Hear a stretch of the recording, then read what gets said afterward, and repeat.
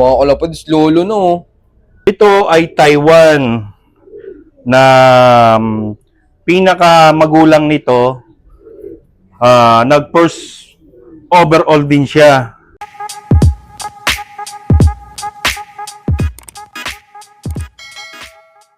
Yan, gandang hapon sa inyo mga kalapatids. Pansure nga pala ng Candelaria, Quezon, Pranilio Cueto. Yun, siyempre bago ulit natin simulan tong video to, sir. Maraming salamat po Yun. sa pag-unlock na makapag-loop visit sa'yo. Sir, pwede palang malaman ano yung latest achievements mo nitong katatapos lang na karera? Madami tayong achievement ngayon, halos lahat kinuha ko ngayon. Bali, siyam na category ang kinuha ng aking mga ibon. Grabe, congrats kay sir. Yan sir, pwede may pasyal mo kami sa loop mo. Yan, at pasyal ko kayo dito sa aking lumang loop. Yan, dito ako nag-umpisa. At nung unang ako'y nalaro ng South, ay tayo ay nagpapautay din magpagawa ng loop. Yun. Ang laki mga Yan, kalapatids. tayo'y napasubo dyan sa ating loop na yan. Ang budget ko lang talaga dyan ay 50. Kaso, nabigla tayo. Napapunta sa kalahati. Namaligay Gulat na gulat. ng kwenta din sa gasto sir. Talaga namang nagkamali. Buhos pala ang iyak na. Ay wala na, hindi na natin pwedeng itigil. Kundi ipagpatuloy na laang. Kaya maganda naman ang kinalabasan. At kaya nga pala tayo nakapagpagawa ng bagong loop. Kasi nadali ako dito, namasakir ako dito ng pusa. Kasi ang aking nililipad sa South ay nasa 87. Dami. Kaso nga laang nung tayo mag-uumpisa na ng karera, ating binibilang ang ating ibon, natitira laang pala ay nasa 32 na ibon na laang pala ang natitira sa atin, kasama na ang mga allbird. Kaya tayo nagpagawa ng magandang loop para hindi maulit yung ating masakir ng pusa. Grabe no. Ano naman? Saan kaya daan dito sir? Ang ano namin dyan, pagkakamali namin dyan, nagkakatako ng pakpak. Kaso pagkamisan sa labas na dadali o sa trapdoor, Ah, okay. doon pinapasok. Kumbaga pag nag-aalpas kayo sir na may gupit yung backpack, hindi nyo sila nababantayan. Hindi ko nababantayan kasi ang dami nating ginagawa ngayon nung mga nag-last na summer season. Then nung napansin ko na laang, wala na. Paubos na pala. Ubus na, nakita ko sa ere, lahat ng ibon ko nalipad na. Kakunti ang nalipad sa itaas. Kaya nanibago na ako. Wala pang training, ubos na sir ano? Ubus na agad. Yan ang number 1 na kalaban agad. Umpisa pala ang laban-laban na agad yan. Ang ating ibon. May nawawala ang ating mga ibon. O kaya nadidisgrasya. Pero ang number 1 na ating kalaban, sarili natin. Kasi number 1 yan, hindi tayo makikipagkompetensya sa ating mga panshir. Sarili mo, dapat ang kalaban mo para mas lalong mag-improve ang iyong pag-alaga ng ibon. Yun. Tapos sir, pwedeng masilip yung loob ng loop mo. Oo ba? Pasyal ka dito. At talaga nung una ay ganito ang aking... Yan. Ito sir, sariling design mo na. Oh, sarili ko na yung design. Oo, ito mga kalapads. Yan. May division din. Oo, may division din yan. Gawa akong breeding section na lang yan. Yan, yung mga breeding ko. Ito yung... Yan, may balbo na yan sa paa. Yan yung ng magulang nung nakapagpauwi ko.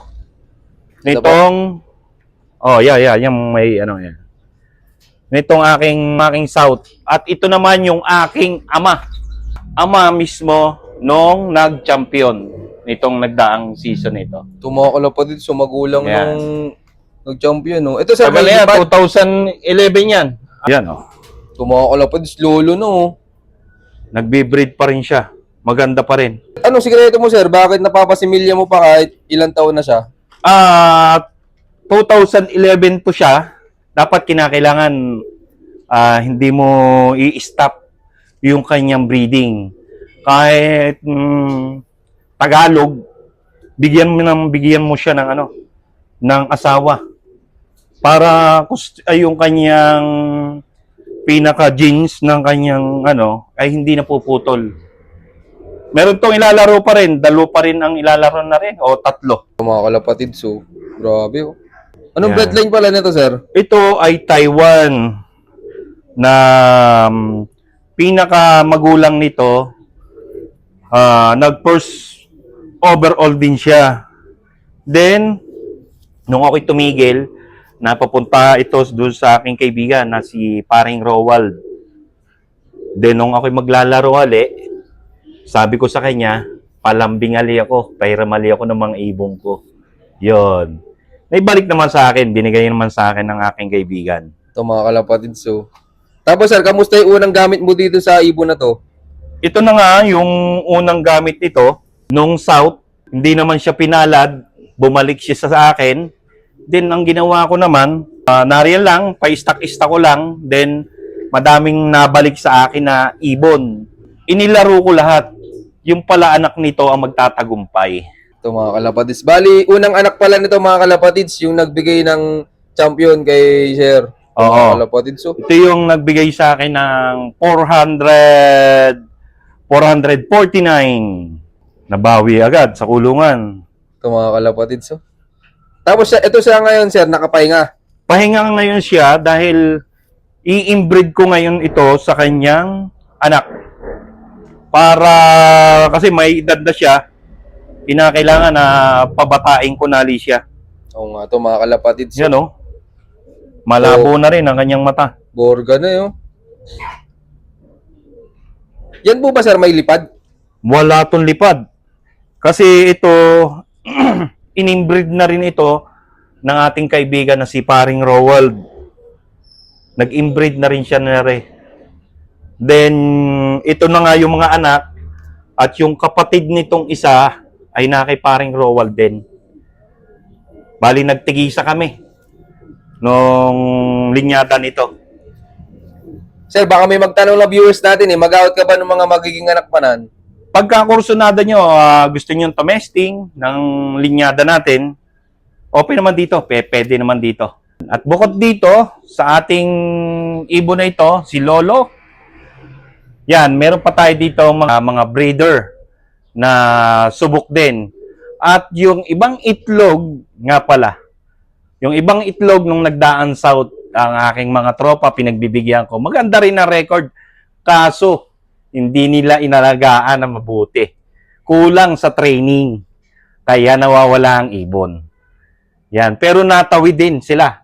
Yan, ito sila. Ating ipakita ngayon. Sige. Ito nga pala yung ibon na binabanggit ko na may lumalambing. Kasi marami akong breeder na hindi nagagamit.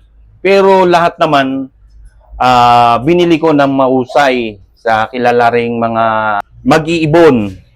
Patulad nitong ating ito, ang magulang nito ay kay Mike Diamond at ang magulang ay Mike Planosa. Ang pasok ng ibong ayan ay Hari at Ganus.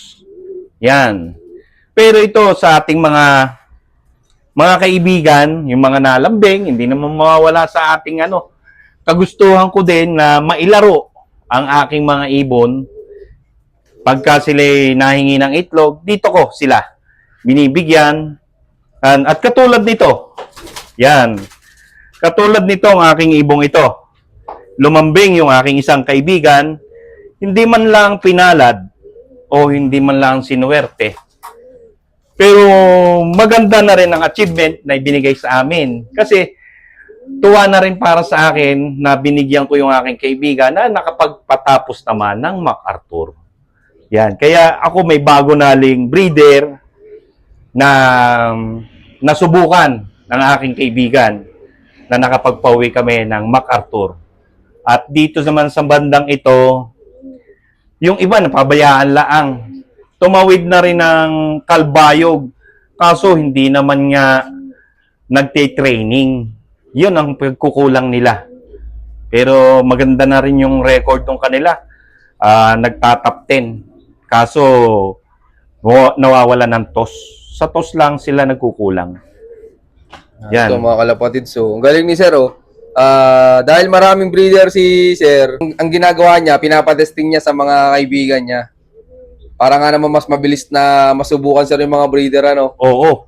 Ay kasi pagka ako'y nalaro ako ng 60, meron 70. Ngayon, lalaro ako ngayon, wari ko nasa 60. Dito lang yon sa Quezon.